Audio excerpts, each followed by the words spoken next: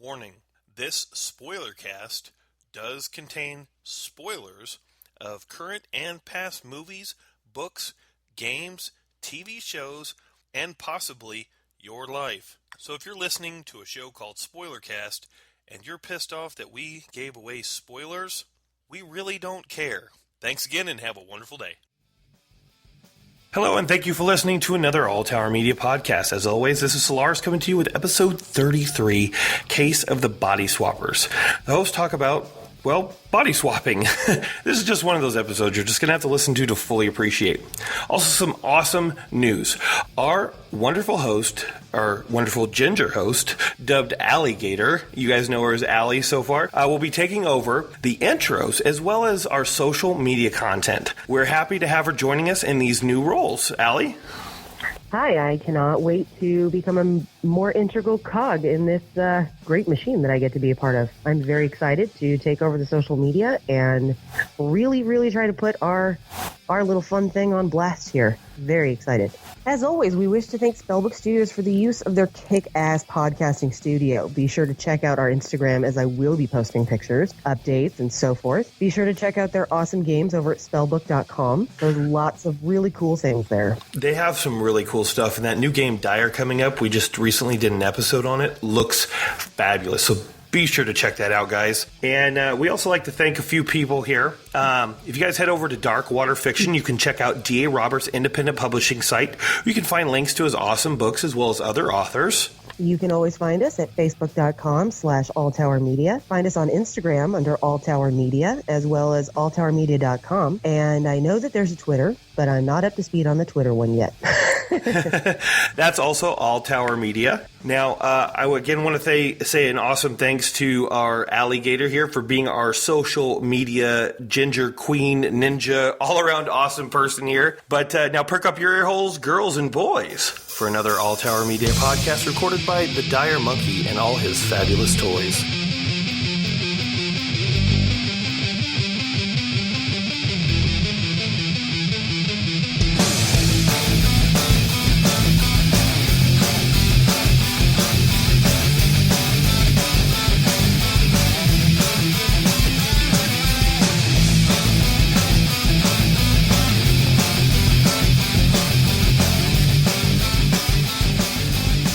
Hello and welcome to Spoilercast by All Tower Media.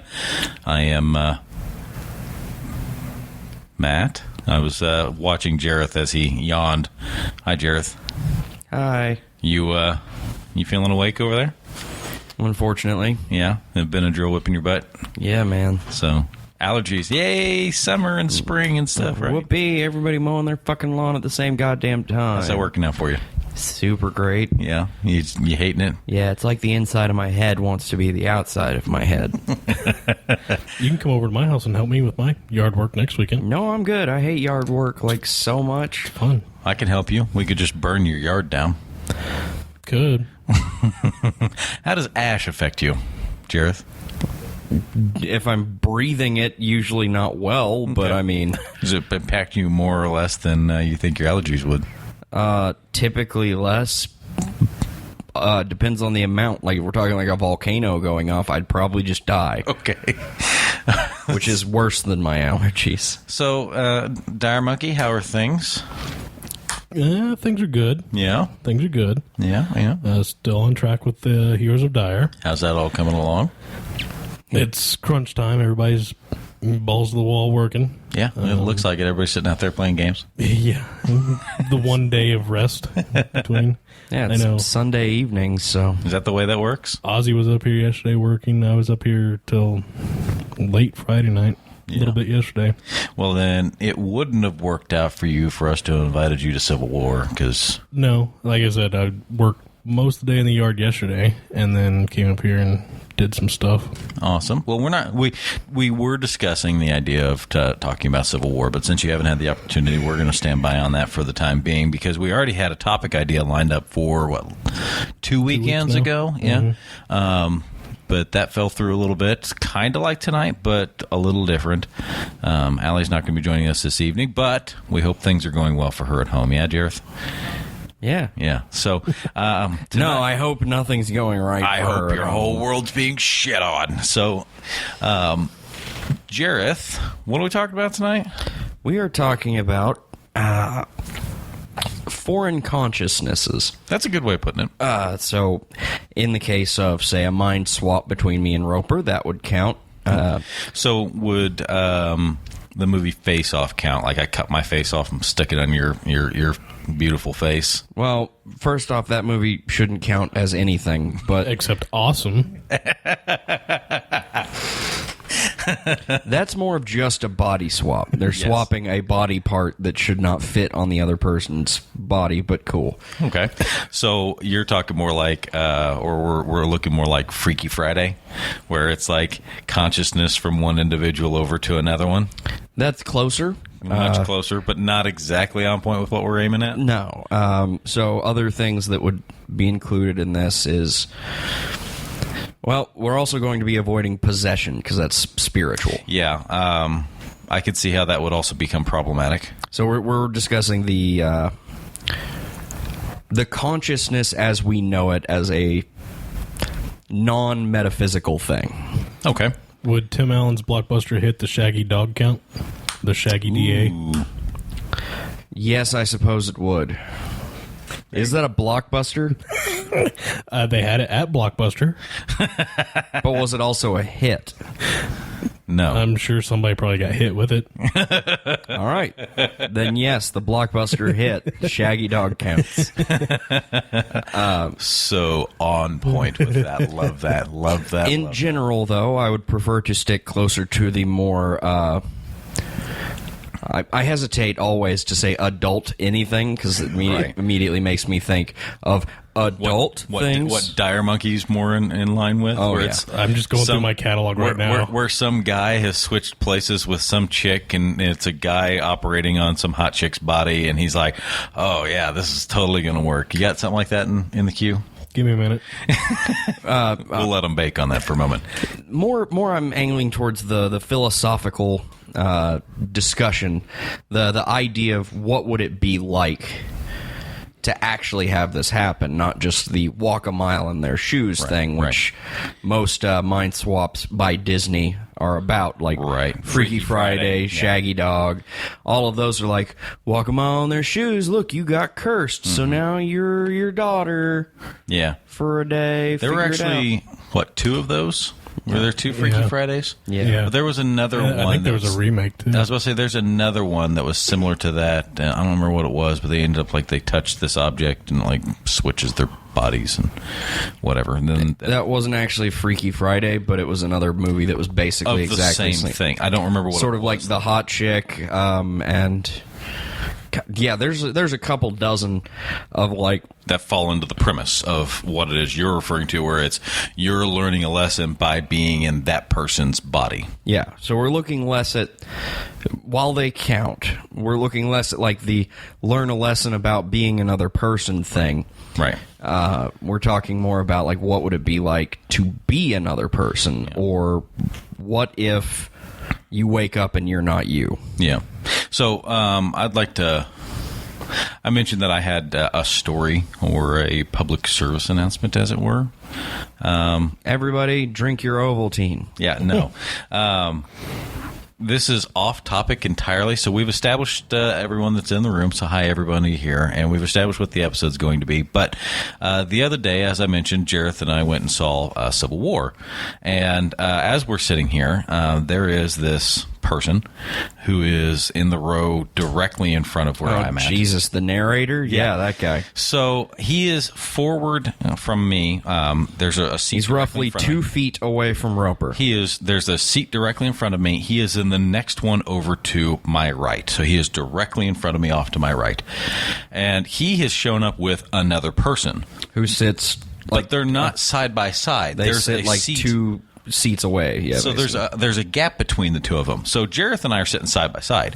So if I have commentary, I'll lean over and I could literally be whispering right to him, or he can lean over like you do. Mm-hmm. Okay.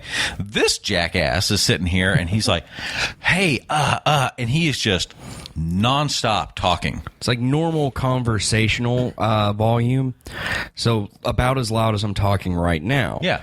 And so I keep turning and looking at Jareth, and Jareth's like, chill, because I don't know if you know this about Jareth or not, but I'd imagine that confrontation of that variety is probably not in his realm of dealing, right? I don't like interacting with people in a pleasant situation. So here I am, and finally I've had enough of it, and I'm like, shut the fuck up. And this guy is just sitting here, and he does not notice me, and the commentary continues for the duration of the movie. And so until you kicked his chair. Until I kicked his chair, and then he stopped, right? But then towards the end, it kind of picked back up again, and I was really hoping that he would stay for the post-credit things, because with Civil War, Public Service Announcement number 2, there are 2 post-credit scenes. And they're worth sitting in for. Yeah. So this asshole, I'm thinking, okay, everyone knows it is well established with Marvel movies that you hang out after the credits, right? At least until you see one of them. Mm-hmm. Not everybody stays to the very end, but you should. But he gets up and just leaves, and I'm like, damn it, because I was really, really hoping to like stand up and shake his hand and tell him how much I truly appreciate all of the commentary, because I wouldn't have been able to follow the movie had he not been talking through the entire motherfucker. Right. I was so mad that I was like, I watched the whole movie. I got the content of the whole movie, but I'm like, I'm going to have to watch this whole thing again. There is no... Oh, I was so mad. Probably why he bailed so early. Probably so, because I was livid. Mm-hmm. To be fair, though, the movie was awesome, and we saw it again the next day, and it was still awesome. Yes, we did. But I was thoroughly bent out of shape. Really, the worst part about the guy's commentary was it was just that. Like, it was like if you listen to a football game on the radio. Mm-hmm. So, like, Captain America would throw his shield, and go, oh, he threw that shield. Oh, I bet he's going to catch that shield. And then he caught the shield, and he's like, he caught that shield. And then he's, like, leaning. So he's kind of like, he'd be upright like this, but then he'd, like, lean towards his buddy, and he would sit there and chat with him. And I'm like... Oh. Okay, well, I'm not saying this to defend him, but which theater was it? Camel 16? Okay. Yeah. Camel 16. One of the reasons why I don't go there anymore is I do know that there is a guy who has been in the same theater with me on multiple occasions that does that, and I do know for a fact he has a mental disorder. Not saying it to defend, but... Fat dude, white hair? Yes. That's him. That's got to be. You know what? There was a lot of people there that were of a disabled persuasion, so there's... maybe. I thought that maybe there might have been something going on like that. Because the last time I saw him was during the new Terminator, the Terminator Genesis. Now you're making me feel like an asshole. Well, no. Oh, you are an asshole. Terminator Genesis, everything, he didn't commentate on, oh, that's cool. He literally said exactly what was going on. Like you said, he threw the shield, or, ooh, the helicopter crashed. Ooh, it's a hologram. Ooh, going back in time. That kind of thing. I'm just like, God damn, shut up. Yeah. How do you feel now, Roper? Well, you know what? I still feel like that is a good position to take for most people. I would like to imagine that most people are aware not to sit there and add commentary to a movie. Now, there are people... Yeah, and I'm not saying... don't know. I'm sure there are a lot of other fat guys with white hair that go and see Captain America. And you know what? It might have been him, and if it is him, you know what? And he's got something that's for what it is, okay. But... As a general rule, don't talk in movies. Yeah, don't be a dick. If you can help it. If you just lean over to your buddy and talk to them more specifically, or save it until afterwards. Unless, and here's the one instance where it's okay, if you're watching Ex Machina like we did, which was 4 of us in the movie theater. All alone. It was us. After the podcast, we went and saw it, and then that's it. No one else was in the theater. When I saw Batman and Superman, it was me and 2 other people in the theater. That was it. We had a good time. I've been to the last film that I went to where it was like that, because I don't typically go see a bunch of junk movies, was... Oh, hell. It was, what's the one with John Travolta where they're aliens? The Cyclos? Battlefield Earth. Oh, that piece of garbage. And I went and saw that. There was one other person in the theater with me. Because everybody else is already wised up. Exactly. Well, that's the thing. It was the middle of the summer. It was fresh to the movie theater. It was actually at the Springfield 8 at the time, not Springfield 11. And then I went rollerblading down the street. I got there. I'm like, literally nothing else is good that's in right now. I want to watch a movie because it's hot as hell outside and I don't want to go rollerblading around anymore. So I tossed my gear into my backpack, paid for a ticket, and went in, sat down, and watched a movie. It's junk, but... So if you can't tell, Internet, since we are a host down, we're filling in some extra spots here. A little bit extra time. But you do have a story that's on point. I do. And this story, I promised that I would tell this story, and I regret that instantly. Immediately. So last time that we had Jareth story time, I told you the story of how I met a pimp. Fun story. This one is not. It's actually a very bummer story. So keep in mind that this is a story of a dream that I had. Okay. So any emotional reactions that I had to the dream are related immediately to the fact that it's a dream. A cucumber could show up in your dream and it could have any number of emotional effects on you because your brain is telling you this is how you react to this cucumber. Exactly. You're not in charge anymore. Your brain and your chemicals in your brain are fucking with you. So, this is actually the story of my worst nightmare. The worst nightmare I ever had in my whole life. Oh boy, super ready to do this. Internet, get ready to know me on a whole new level. Strap in.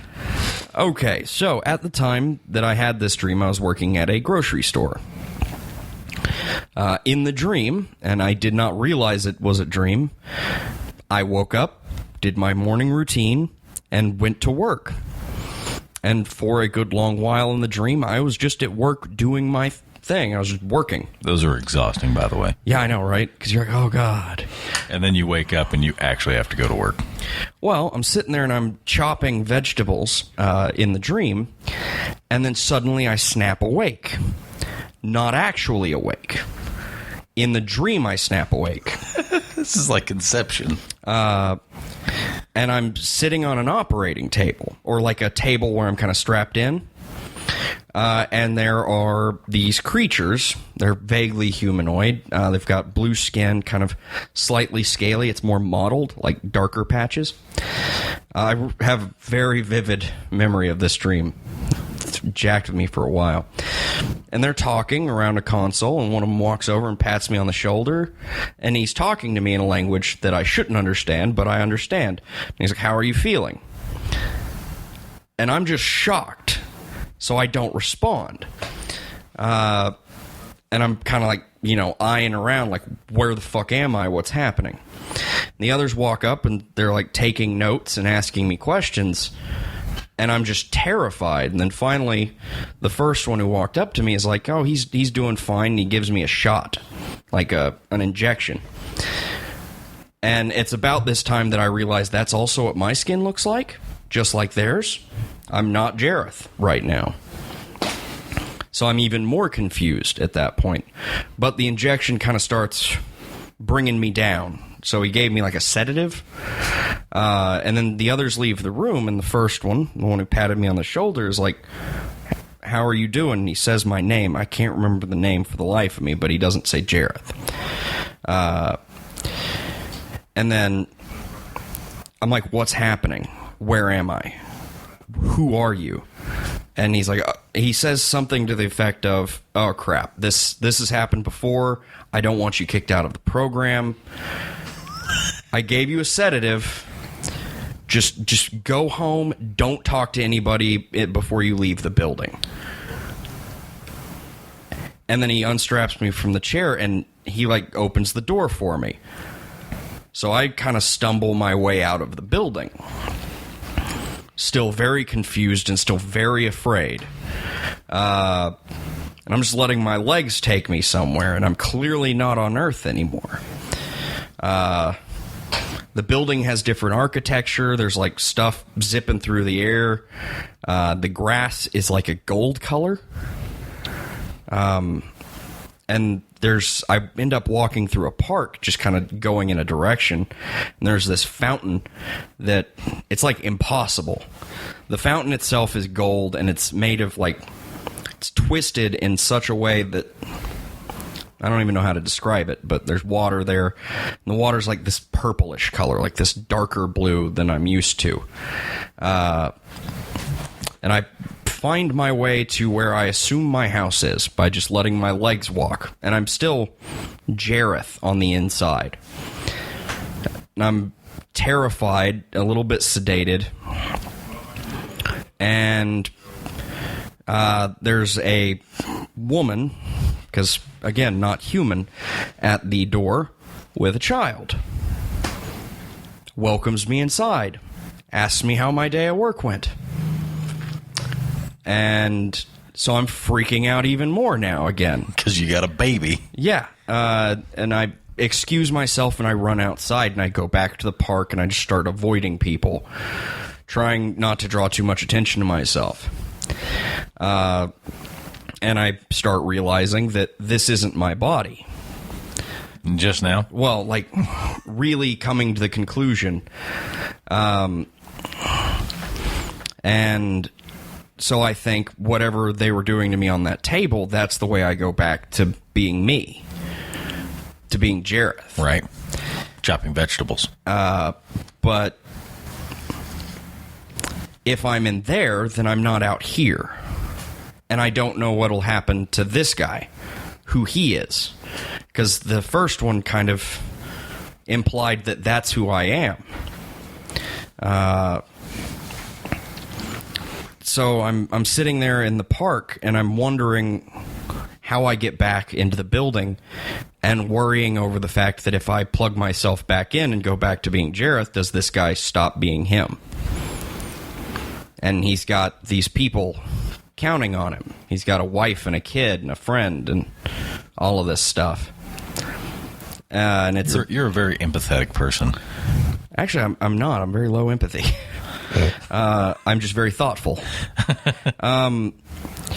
So I sit there on the grass and I'm watching the fountain, and I kind of start feeling this. It's like the voice of my conscience kind of starts to change, and I start feeling different. Like there's another person in there with you? Yeah, like I'm starting to pick up other thoughts and other memories, and I realize that he's in a program to design a game. The game is us. It's just basically a virtual reality thing. Interesting. And that's where I exist, is in there. And he's coming back.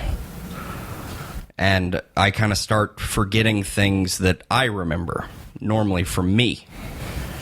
And I make the decision not to go plug myself back in, because if I'm plugged in there, he can't be him.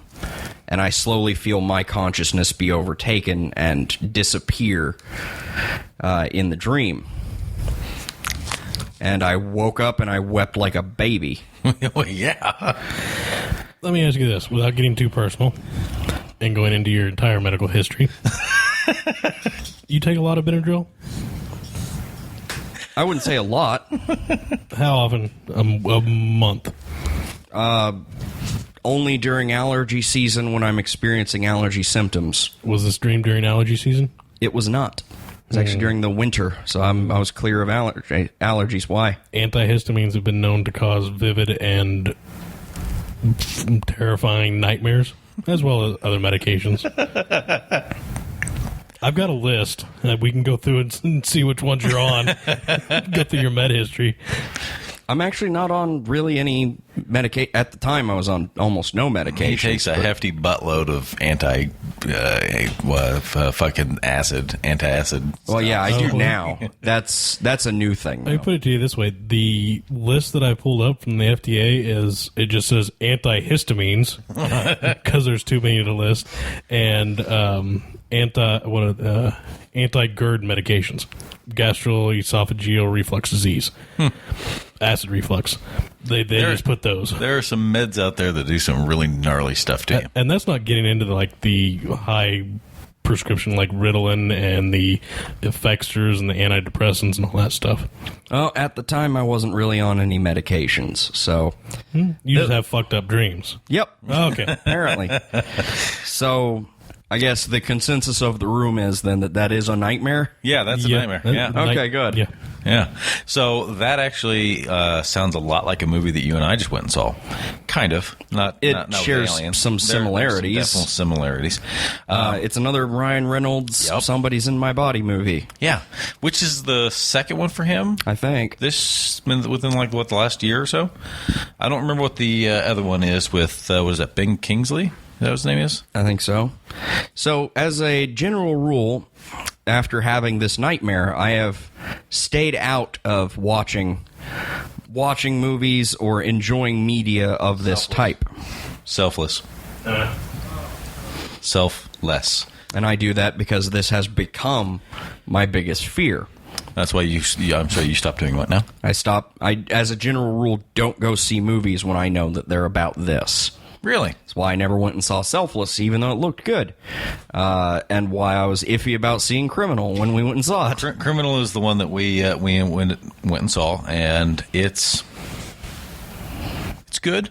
I liked it. Yeah, it wasn't bad. High intensity as far as the action goes. I mean, they did a good job with presentation of information. As you know, that's something that I hold in high regards as far as movie goes, because if you're going to just shovel something in there at the last possible second to fix whatever the fucking problem is, it's kind of garbage. The premise of the movie is a CIA agent is compromised on his way to paying off a person with sole access to the American defense grid, a hacker. Bill Pope. And he gets intercepted and is ultimately killed. And now they have lost the location of where this guy is, the guy that has the access to these codes. So, in an attempt to gain access to where he was stashed, the CIA calls on a doctor who is working on memory transfers. So Gary Oldman is the CIA head, who is the one that's like, we need to figure out how to make this happen.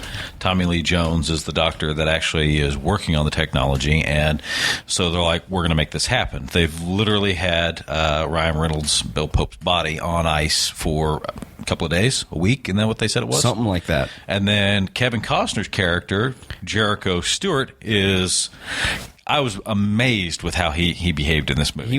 He's a person with frontal lobe disorder.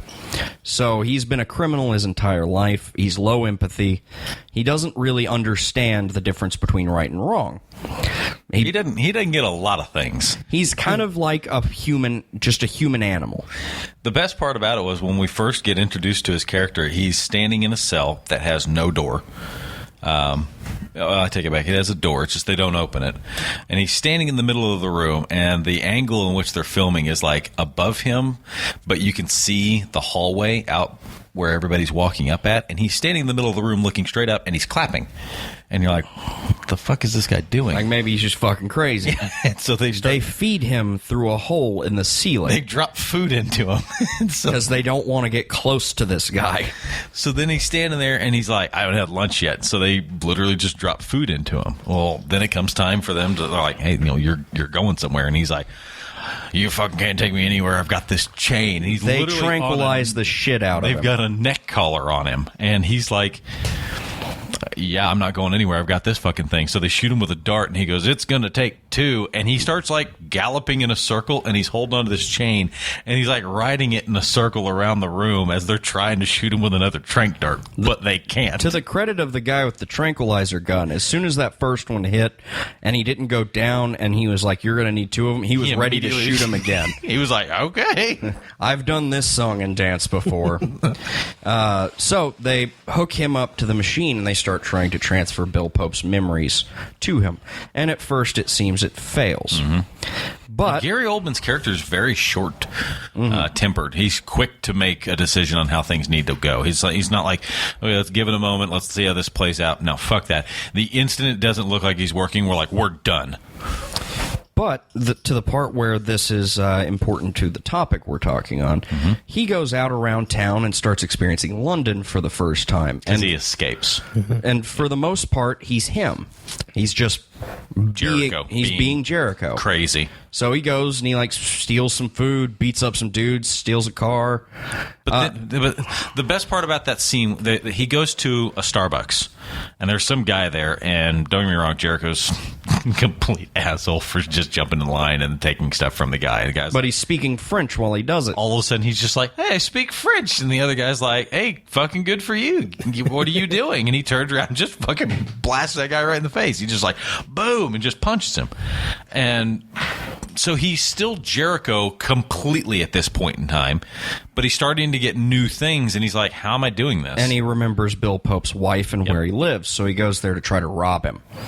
And as the story progresses, he kind of gains more and more of Bill Pope's memories, his consciousness.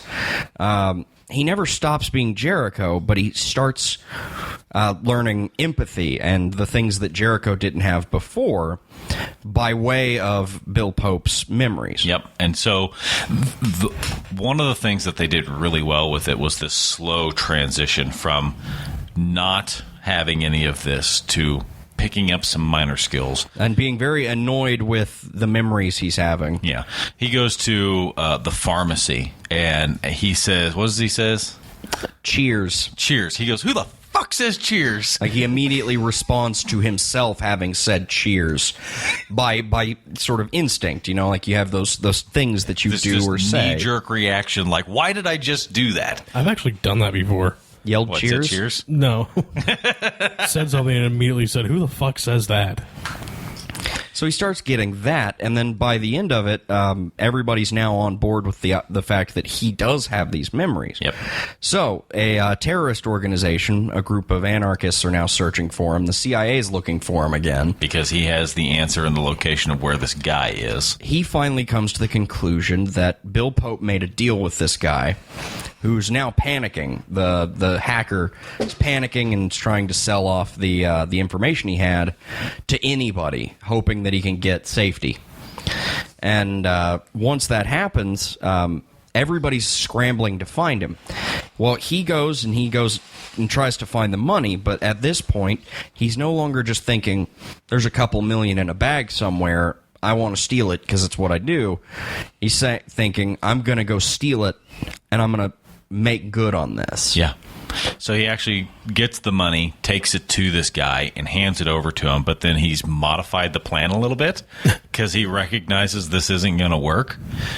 And his goal ends up becoming Bill Pope's wife and daughter because they're caught in the crossfire and all this. Yeah, so he wants to protect them and make sure they get out okay. A complete 180 from where he was at the beginning when we first meet him. And by the end of the movie, there's a cue that Ryan Reynolds' character has throughout the movie to show that he loves his wife. Yeah, he touches his nose. Yeah, he touches his nose. That's what he does, and she knows that that's what that means. And there's a scene where he expresses that. There is a sort of weird implication. But that's the what I'm getting at is there's a scene where she's talking to him and he flat out says, she's like, well, how do I know that he's in there? How do I know that that's what's really going on? How do I know these things? And he's like, it's private stuff, things that most people wouldn't know. And he's like, and he'd do this to tell you that he loved you. And of course, she just has this whole breakdown. And then at the end of the movie, he's standing here, he's on a beach. They're trying to figure out if Bill Pope still exists in there. If those memories are still in there. And so she comes walking up, and he gives this nonverbal cue, and then she's like holding his hand, and the daughter's, all So happy the and weird whatever. implication is that he's just going to pick up in that life. Yeah, it's super Which weird. is weird. They have shared a bond now, but he's not really your husband still. So, but now, of course, it's just an implication. Right. They're not like, oh, she doesn't like kiss him or anything. No. They're kind of just all standing there together on Yeah. the beach. But still, that she's looking at this as this is like the memories of my husband still existing. So, with this movie, it's kind of the opposite of what my nightmare was. Because it's there is another person in there, and they become one person, a new person that's better. A whole person. Yeah, he gets to be a person. You got one dead guy and one half person, and they became a whole person. So, As you do. like he learned how to love, to care about something besides food, basically. Yeah. And so that's good. And I think that by and large, anytime you're not looking at just the shaggy dog scenario, the idea of consciousness, Love that. the consciousness swapping tends to be bad. And I think philosophically that's just because of, the same reason it terrifies the shit out of me. Our idea of our consciousness, our sense of self, is it's so critical to our being, right? Yep. I am me. Yep. So what if you're not you? The thing to say is, well, I'm not me then, but it's hard to grasp. It's just like the idea of death. It's really difficult to actually grasp the fact that someday you're not going to exist. Right. Well, what if you've never existed? Yep. Your existence is an illusion. You're part of something else, or... You're not real. You haven't been real. Everything about you's not real. It's all been this facade. It's the idea of death having always been your existence. Right. The Or idea of never non-existence. existing. Non-existence always being what you were. Yeah. So, in non-Shaggy Dog, this is a funny haha, let's bring our families to watch people switch bodies things. It's usually seen as bad. Isn't Kevin Spacey getting ready to do a movie similar to Shaggy Dog, where he's a cat? Is he? Because I will see that. I would watch Kevin Spacey the cat. I'm fairly certain that's what it is. 9 Lives. Yeah, see? There you go. Kevin Spacey the cat. I want to watch that. I don't think this falls into the same pretext, though. This is like Star-studded cast. I think he gets... to my understanding, he gets like cursed into becoming a cat and is given to his daughter So he's not... as a cat. It's not a consciousness swap from him into a cat, and there's like a cat inhabiting his body. I think this is... Well, Shaggy Dog, I don't think that a dog inhabits his body, does it? Yeah. Yeah. Oh, it does? Yeah. Okay. Yeah. Well... And I want to point out that Robert Downey Jr. was in The Shaggy Dog. In between Iron Mans, he played in The Shaggy Dog. good on him. Yeah. All right. But as long as there was a cat that existed that he became... Yes. And that's from what it looks like. And it looks, from what I can tell, it looks like Christopher Walken is the one that causes this to happen. So if he gets his consciousness put into a Have cat... you not seen the trailer for this? No, I haven't. It's not time to watch it now. I know. though. I'm just saying. I thought you'd seen this with me. No. Okay. So if the cat existed and then his mind was put into that cat, it counts. Yes. But if his body was just changed into a cat, then it doesn't. From what I saw on the trailer, it looks like he gets his mind put into that of a cat, and then that cat is given to his daughter because it allows him to spend more family time. Running late from not having a birthday present for his daughter, his GPS directs him to a mystical pet store brimming with odd and exotic pets, where the store's eccentric owner, Christopher Walken, presents him with a majestic tomcat named Mr. Fuzzy Pants. Awesome. They have an accident and regains consciousness. Somehow his body's been trapped inside the cat. There you go. See? adds up. That it counts. I mean, in the same sense as Shaggy Dog, essentially. Like, look how fun it is that this guy's not in his body. Now, another instance where this technically counts is Avatar. True. That's the movie that I was thinking of. I told you I had another thought in my mind on the drive over here. That's exactly what it was. Because those bodies were consciousnessless. Correct. They're husks. They're meat puppets that you pilot with your consciousness. And while you're in there, you're not really in you. Right. Although it's kind of perceived as nothing more than a dream, which kind of begs the question of... Well, at the end, the giant magic tree makes him be the blue thing all the time. Yeah, well, it kills his other... Essentially, it kills his other body. Well, his other body was dying already. Right. Weird. Although, you gotta imagine there for a minute that if you're awake in your other body, and your consciousness is awake in your other body, and then you transfer back to your human body, and you're awake during that point in time, you never really have moments of shutdown like you're needing to get, right? True. Well, yeah, but I mean, that was always my hang-up with that movie, is there's literally no point in time where he's ever actually just sleeping. Wait. But okay, I can explain this medically. Go for it. He's only transferring his consciousness. If his entire brain function was to transfer over, his body would die, and he spent enough time out of the body with oxygen loss that the body would not be able to be resuscitated. So it's purely your conscious stream that goes to the avatar. So the body is essentially at rest. Yes. Doing its sleep things. Okay. But you're still not able to go through, like, dreams. Because that's your consciousness perceiving things within it, right? And it's kind of a thing where we pretty much think that we need dreams, right? Here's the thing, They're learning that, yeah. Those neurons could still be firing, and there's just no one to it's not being perceived. I suppose that's fair. Okay. All right.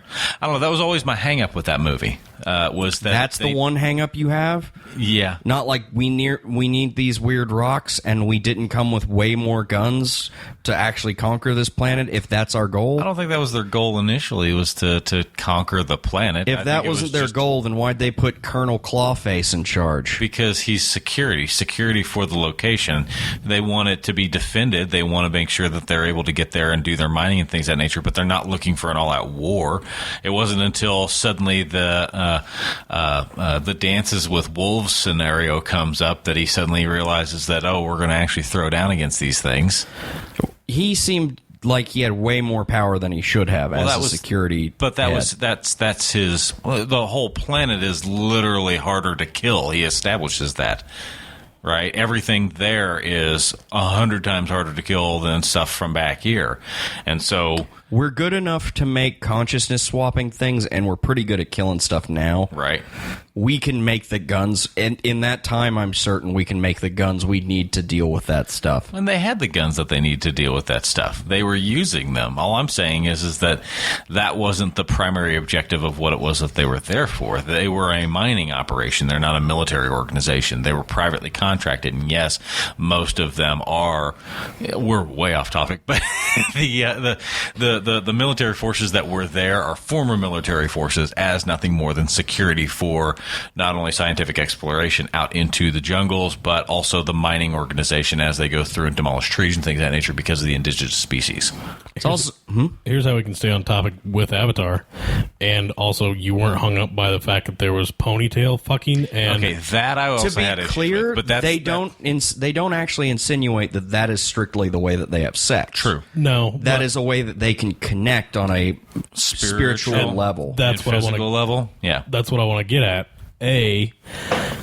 Why would you evolve, or how would you evolve this ponytail connection to animals and plants? Mm-hmm. And B, controlling animals and plants via your ponytail? Is that a transference of... Actually, they address it sort of.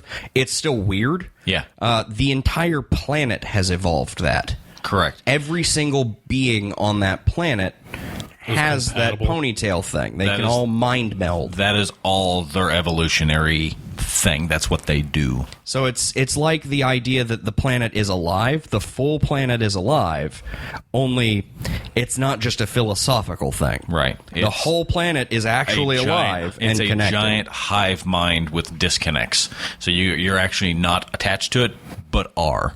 You can reattach to it. You're a part of it, but you're not. Just like they plug him into the tree at the end. Yeah. So are they sharing a conscience? Yes and no. Okay. I zoned out during that movie. I was not a fan at all. Neither was I. I didn't pick up on that at all. Right. So basically, they are a part of the whole that does not act as the whole. Correct. Okay. So they're not a full hive mind, but it's like my finger doesn't know it's my finger. Right. I know it's my finger. Right. Except for that if my finger could go do stuff without me. Right. Okay. So, gotcha. Like I said, a little odd, but it is what it is. Now, Allie wanted to talk about, and she's not here to do this. So that's really going to make it hard for us to discuss how Chappie counts. I've never watched Chappie. Have you ever seen Chappie? Nope. I've never watched Chappie. So we have acknowledged that she wants to talk about Allie Chappie. wanted to talk about Chappie and says that there's some type of consciousness transfer in the movie Chappie to the robot. Oh. Which I guess... Would that be a consciousness transfer? Because how do we know that you are really in the machine? I don't know. You know what I mean? I don't know what happens to Chappie. I don't know its life. Well, okay. Well, let's just use that as the springboard, though. Downloading a person's consciousness into a machine isn't them. It's not them anymore. Well, actually, it could be. I mean, if you have all of your memories, if you think the same... Okay. Let's say that I take your brain and I put you into an avatar body. Okay. I just make a copy of your brain, copy and paste you into an avatar body. Okay. That looks the same as you. Okay. For all intents and purposes, it's you. But it's not. Well, because this is me. That's the problem. That's where we get into some of the more terrifying things. Right. Of what makes you you. Right. Is it how you look, how you think? Is it your memories, what you've done? If the other copy of you thinks he's done all those same things, if in every way he's you. This is almost borderline with a lot of cloning movies. What was the Arnold Schwarzenegger one where he gets cloned? Seventh Day, yeah, I believe that was it. Where he's got the little pimple-looking thing on the inner portion of his eyelid to tell him what copy he is of himself. Yeah. Because that entire movie, you're following Arnold Schwarzenegger up to a certain point, and then he gets captured or whatever, and they make a copy of him, and then for that point forward, you're following a copy, and you just don't realize it, and he perceives every moment of what it is that is happening as I am actually this person, right? Yeah. Now, it's the same idea. Sixth day, okay, because it's the sixth day law thing. On the sixth day, God created man. I think. Now. Because they end up confronting him with the fact that, no, you're the copy.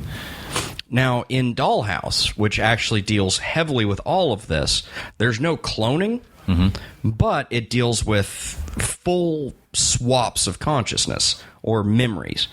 And they kind of deal with... briefly, what makes you you.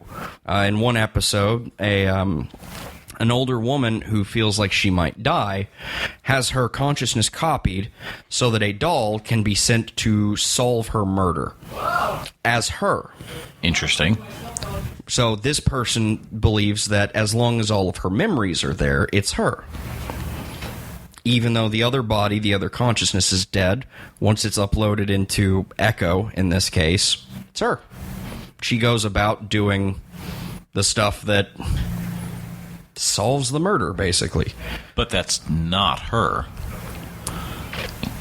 Philosophically, we can't actually say that. Well, true. I would argue the same thing. But we also can't say that it is. We can't say that it isn't. We can't say that it is. Because it perceives itself as actually being them, and they're going to say, yeah, it's me. Yeah, I died temporarily, and I remember literally everything all the way up till the very last moment of, and then continuing forward, right? So It's see, this is where we get into this gets real deep. we get into the metaphysical discussion of the sense of self. So, I like how these conversations with this show really go. It really speaks a lot to what movies have the ability to do, and a lot of people don't think about these things. Thank you. There are a lot of people that don't have these thoughts about things. Now, don't get me wrong. You still have philosophers, right? Now, you have modern-day philosophers. People are still asking philosophical questions all the time. Yeah. Right?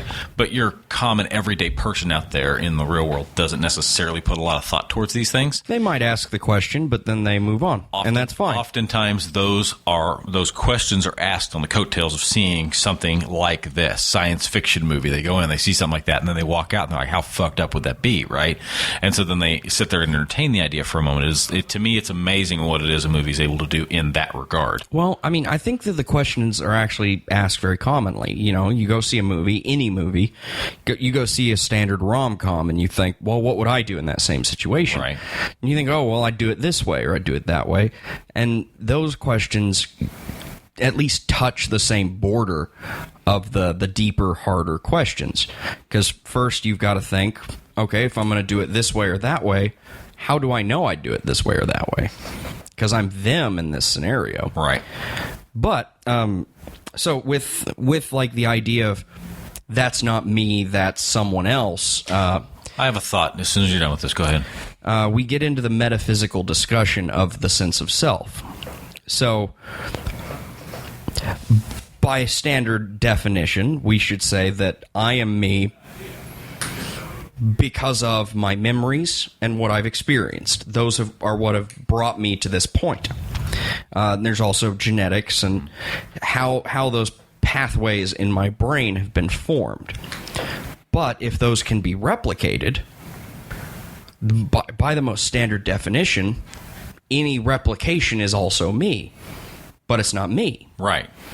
Because I am me. Right. So, what differentiates the moment that if you and a copy of you exist at the same time, you start having a divergence where you are no longer them, because that version is suddenly experiencing things differently than you are. But they're also me. Kind of. Now, Orphan Black.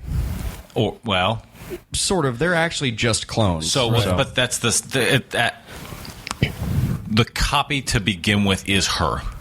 And then as they start down different paths, they slowly and progressively become their own entities of one another.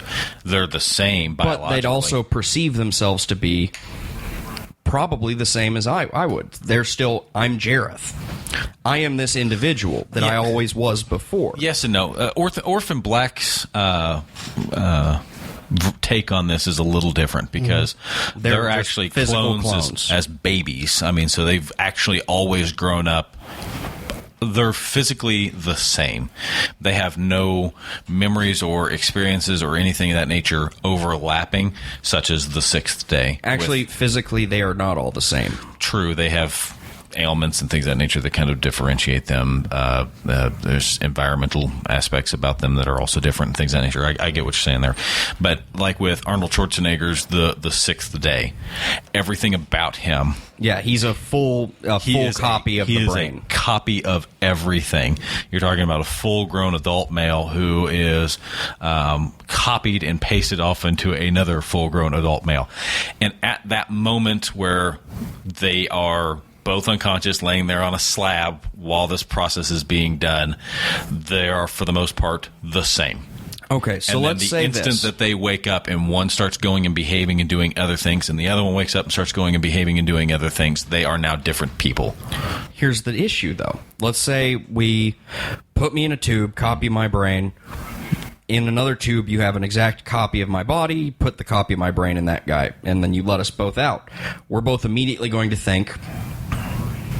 You are that. I'm Jareth. That's the same thing that comes up. That comes up in the Sixth Day deal, because he actually looks inside his house and sees that one, sees another version of himself in there, and he's like, "That's a clone." They're like, "No, you're the clone." So the metaphysical discussion becomes: well, is there some other distinction between the sense of self? is it a purely physical thing? Right. So ideas of the soul come about. The idea of this is who I actually am. It's not just the neurons in my head. Right. And honestly, without that, it's hard to say that anybody isn't me if they have all my memories. I suppose that's true. Even if a copy of my brain was put into, say, your body, and now you have all of my memories and all of my thoughts and my experiences up till this point, you look different, and you would acknowledge that your self-image is different than what you now look like, right? But you'd still be me. Because there is no actual part of you that is different. Now, are you up to date on Supernatural? This isn't my thought. This is actually a tangent. Negative. I stopped after like season 7. You up to date on it? What season are they on now? I don't know what season number it is. All I know is that here recently they've taken Castiel, and his body has been taken over by Lucifer. Okay, no, I have not seen this season then. That sounds like possession, though. But it is kind of. These are. It's not in the sense that what you're referring to, because Castiel in Supernatural takes over a body, and to begin with, it is possession. But then over time, the body that he's inhabiting, the person, the entity that was in there, is completely gone. They're not there anymore. So it is still possession because it is a spiritual being wearing the body. Fair enough. Okay, but then later on, actually, this season was what I'm referring to. Is he's now has Lucifer's entity within him, so it's not a transfer of consciousness from one to the other. He literally allows him to just take him over. So that would be more along the lines of possession, is what we were speaking about. Is that correct? Yeah, that'd still be possession. Okay, fair enough. The other notion that I was wanting to go off on a tangent for was the Matrix. And the reason I was wanting to bring it up is when was it Agent Smith starts just like copying himself all over the fucking place? Starts inhabiting the minds of people outside of the Matrix and Would shit? you call that kind of the same? Because that's still, from what my understanding is it's still that person, even though he's taken over that. Is that right? Yeah, it would still count. It's a consciousness. An AI has overwritten your mind. And the difference is that within the confines of the Matrix itself, he allows that form to become him. Is that because right? you can alter the form, yeah. Correct, but it's still that person. Does that make sense? Is that right? It isn't that person anymore. Essentially, once he copies over you, you're deleted. Your brain is deleted. Yeah. Interesting. Because I mean, he takes over. What's his fuck? The dick guy. But they do revert. Correct me if I'm wrong, but once you kill the agent, don't they revert back to the original copy? Yeah, I was going to say, didn't they? Wasn't there a moment or two where they do a couple? They killed one of the copies of him, and then like the body turns back into what it was. Yeah, like the guard. Didn't it do that or something like that? Well, within the Matrix, yes. That's what I'm. But that's because in the Matrix, it is a force of will on his part that is altering the appearance. So without his will affecting the object, it is no longer changed. So, outside of the Matrix, that body is probably now simply dead. That's what I'm referring to. So this falls into the context of what we're referring to then. Yeah. In the same way that But it's a computer program inhabiting you. It's still a consciousness. Within a computer simulation. Still a consciousness. Fair enough. It's capable. It's an AI, an artificial intelligence. So it's more than simply just a program. And then you've got like Neo and all those renegades running around just smoking everybody. Yeah. Even though their body's on hijack. Yeah. And then they flat out say that if a body dies within the Matrix, or if a mind dies within the Matrix, it kills the body in the real world. Yeah. Unless you're the one. Well, yeah. In which case you die anyway. Yeah. To explain that better, say I were to shoot that security guard before Agent Smith were to inhabit him, he'd fall dead, and he'd be the body of the security guard. Right. Well, yeah, because it'd be the security guard, you'd shoot him, he'd fall over dead, he's still the dead security guard sitting there. Outside of the Matrix, that mind dies. So that body dies. The same thing is true once that object is, because the body is just a projection of a self-image into the machine. So the self-image is being hijacked and the connection between the Matrix and the body is hijacked. Okay, so you kill Agent Smith, but that body is then dead, so it kills also the body that is tethered to on the other end? Yeah, and since it's no longer connected directly to the entity Agent Smith, it reverts back to its default state of like security guard. Okay, that's kind of horrible to think of it that way, right? Yeah, he kills a shitload of people, but they were all stuck being Agent Smith. Well, I have a small hang-up with that. Okay, because if I'm remembering it right, and I'm basing this, my best memories are off the first Matrix. I don't really remember a lot from the other two because they're shit, and why would you? Right. But if I'm correct, I think he references himself, the main Smith, as like a main Smith, and I don't think I don't think he implants AI in the other people. I don't think those other copies can think for themselves. No, I think he runs a subroutine. Right. Well, it's still him, and I don't think it's him. They are a part of him. Right. They're an extension of his own. It's like a sliver of the AI, so he is still in control of them. Right. They are all still acting as one being. So they're not individually making decisions. They are a hive mind. He, as a whole, is making a decision. They are that would be a hive mind. So think of it like no, it wouldn't, because his intellect is not gaining exponentially based on how many he has. Like, it's not a shared hive mind. Sure, it is. Think of it like this. You install Windows 7 on one machine and you install Windows 7 on another machine. They're both Windows 7. Yep. They're the same operating system, but they're on two different machines now. And see, I don't think that's what he's doing.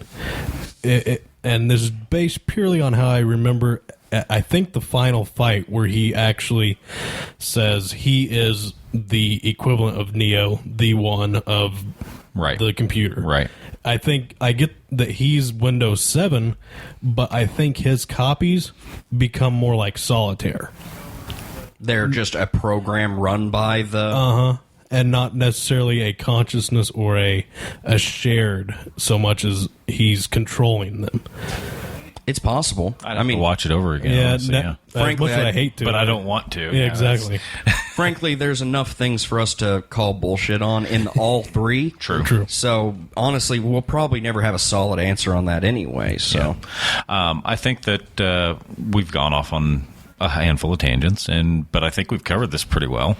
Yeah, I'm surprised at how quick that went, considering we're down a host. I think that I'm really pleased whenever we go down a conversation path and we have entertaining topics. I enjoy the episodes where we have. I would like to hear Allie's thoughts on Chappie, because what I read on the synopsis of it didn't really make me think of any kind of shared consciousness. I think RoboCop actually has more of a shared consciousness. I'm using bunny air quotes there. Right, yeah. Than Chappie. From what I read, it's just an AI program that learns.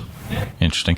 She was saying something to the effect of someone's mind gets put into the robot. Oh, maybe it's like they program a copy of his mind, so it's not actually a copy, it's like a programming representation. Without seeing it, I don't know. It didn't read like that at all in the synopsis. Really hard to say, since none of us have seen it. Let me put it to you like this. We tried real hard one night to see this movie. And we did. We spent like 2 hours trying to watch this. And it didn't work, okay? So we couldn't legitimately receive it from the internet. Yeah. We went to 5 red boxes. There was nowhere to stream it, and every red box I drove to Stratford, okay, to check the red box there, and our dinner got cold. Yeah, so we put forth the effort to see this movie, and everything stopped us. So that's God telling you not to watch the movie. Yeah, I mean, we'll take that for what it's worth. So we are at the tail end. Intentionally put it that way. We're at the tail end of this movie, movie. Yeah, we're at the tail end of this movie. This has been a phenomenal film. As I said just a minute ago, I enjoy the episodes where we have conversations that actually take kind of a serious turn like this. I know that we had another one similar in nature a while back that Mike kind of marveled at. Like, he's like, wow, this got kind of. I don't remember that. I don't think it happened. It was the hacker episode. I don't think you were on. I wasn't here for that. It didn't happen. So it didn't happen. But we have conversations like this every now and then that actually kind of take a more serious angle with it. But and I hope all of our listeners did not. All of our listeners. How many do we? Listeners. I hope nobody minded my my Jareth story time. No, it was an excellent story. It was an excellent story. Yeah, but I'm not asking for your opinion. I can I'll share throw a screw at you. I can share a dream story with you real quick. Yeah, go for it. That I actually had to consult a physician about. Holy crap! Go for it. As some of you may know, I sleep with a CPAP machine. Yep. It has a long hose. Mm-hmm. Several nights here recently, I've woken up with it wrapped around my neck. Oh shit! How? Why? I don't know. I started thinking about this, and I asked my nurse practitioner psychology buddy, if one was to wake up with said hose around your neck and having had maybe what some adults might call a nocturnal emission, teenagers might call a wet dream. Mm-hmm. So, are you having like autoerotic asphyxiation? That's what I ask him. Turns out, no, it's not, because you're not consciously choking yourself till you come. Okay. But yeah, It's just incidental. yeah, not that it's happened, but I just thought weird. Hey, I mean, it's worth asking the Yeah, question. you don't learn anything if you don't Unless you ask. ask a question. That's exactly right. You have to ask questions. Questions are imperative. So, is it time for commercials? It's not a commercial. We are not doing a commercial this time around because we're still hammering out the details. I meant our plugs. Plugs is what time it is, and I'm going to let you start with Flick Freaks. Go for it. So, Flick Freaks, big old thing on YouTube. They're on all kinds of other stuff. If you like review videos or reaction videos, if that's your thing, definitely go check out Flick Freaks. Oh, yeah. No, Andrew They're does really big amazing on all that nonsense. I'm also on the podcast, which is a lot of movie news and game news and stuff like that. I heard you had a video that hit 10K on views. Yeah, I don't know anything else about that. So. Yeah. Should be a Loot Crate unboxing coming up on there real soon too. Yeah? Also, it's first of the month usually. He does videos on everything. He's getting pretty prolific. So go to YouTube. You'll probably find him pretty easy. Look up Flick Freaks. Hell, look up really anything on any social media except for like MySpace, and you'll find That's just because MySpace is strictly music. Yeah, apparently. I didn't even fucking know that until I didn't know it was still around. Yeah, I know, right? Until we So, searched it here. Jareth is, donated his stomach to Flick Freaks, apparently. We went to Bears the other day, and they have this giant 5-pound burger. The Bears Mac Daddy Burger. Yeah. Apparently, for the podcast, if they can hit X amount of subscribers, they only need like another 400 subscribers. And I'm going to need to talk to Andrew about this. I think we need to set a better goal, like a better, stricter goal. a higher. And once we do it, I'm going to try the $60 Bears Mac Daddy challenge. Yeah, he is. To eat a 5-pound burger and a pound of French fries in under an hour. Yeah, I think that's what it was. Nice. And if I do, then it's free. If I don't, I just wasted $60 and exploded my belly. I doubt you're going to waste it. It'll be probably really good. Anyhow, so there's all of that. Make sure you get over, check them out, like all of them, like, subscribe, all that business. Share. And then do the same thing for the boys over here at Spellbook Studios. Yeah. Share. Go check out our Kickstarter. It's still running for 18 more days. It's currently sitting at 56,000 and some change. Of course, with any Kickstarter, you can pledge any of the corresponding tiers and get lots of cool stuff. You have also got a contest running for a book that takes place in the Infinite Black, written by D.A. Roberts. So that's correct. Make sure you sign up for that. Check that out. Go to specifics right now. We currently have 7 entries, and there are 6 days left. So nice. Go to All Tower Podcast. There should be a link near the top. Yep, says insert your win stuff. Yeah, insert your email address, and we'll enter you in the raffle. Yeah, we'll get you set up to earn a book, which is D.A. Roberts, The Infinite Black's Perdition's Flames. Well, receive, not really earn. Signed copy. Signed copy. So make sure you get over and do that. Like us, share us, all that good business. Jared, if you had anything else you want to add this evening? I think buy internet. Fantastic. Dire Monkey? That's all I got. All right, boys and girls, you have a safe evening. Thanks for listening to us.